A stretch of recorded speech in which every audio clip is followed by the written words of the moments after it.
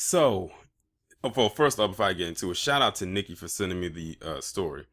So, in this edition of Palm Colored Ain't Shit, you have these four caulker bitches who decided that it was going to be a good idea to take a homemade little noose and take pictures and video recordings of them playing around with this homemade noose. And by the way, these are four teachers who worked at an elementary school in Southern California, the so-called most liberal state. And to top it off, the person who took the pictures and was recording the video was none other than the principal of the school. Now, these are the same people that love to talk about don't bring up the past. Slavery was here at one point; it's no longer around. Racism doesn't exist.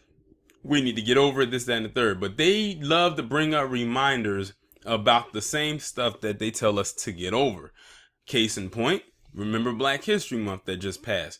How many times have we heard stories where you had white teachers having their black students dress up as slaves and had the white students dress up as slave owners and overseers and slave masters and whatnot?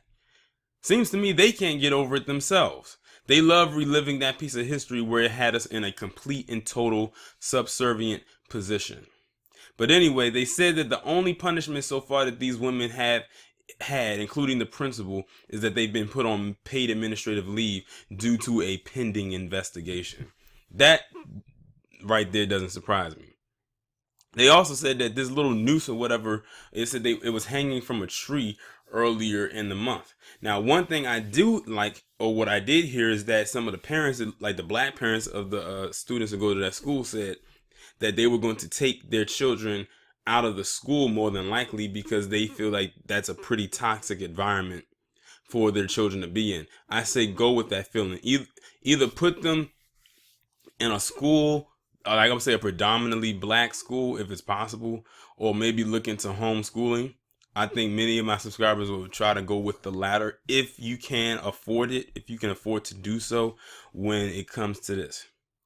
These are the same people that will call you anti-Semitic, quote unquote, if you say anything about or say anything bad about Jewish people or badmouth the Holocaust. And let's not forget, they love to throw in Farrakhan name in there somewhere whenever they feel they need a chance. But when we are on the attacking end, on the receiving end of their attacks, then we're being too dramatic.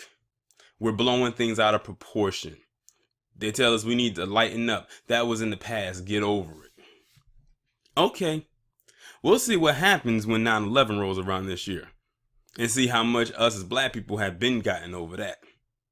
And it didn't really take us that long to get over it, to be quite honest. Unless you were directly affected by it, like maybe lost a family member or something like that. The rest of us probably most likely been over it. For the most part. But I already knew that they were going to get a light little whatever slap on the wrist. They're probably not even going to get fired. I'll be pleasantly surprised if they do. And even if they do, there's a saying, they don't get fired, they get rehired somewhere else after being transferred to another location. It's happened before. We've seen it time and time again. And also shout out to the one OVZ, because I think he's like the one person that I've seen so far do a commentary about this particular subject. And notice that these are four white women that are doing this. Y'all think that white man is racist? His white woman is just as bad, if not worse, than him, because they're trying to outdo him. And they are the birthers of the future races.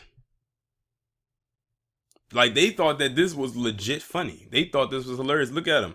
All smiles, all giggles. And the thing is, they put it out there and they feel like they don't worry about the consequences, because there's not going to be many consequences that'll come their way anyway. For most of them, that's how they feel. They have balls of steel.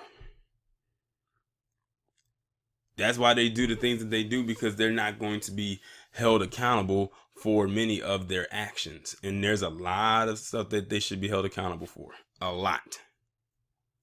But y'all let me know what you think about this down in the comments, and I'll talk to you in the next one. Oh, and before I go, I'm glad I caught this before I cut off the video.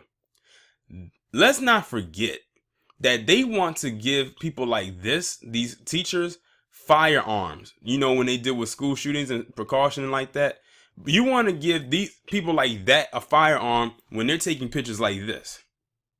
Guess who they would point their gun at first?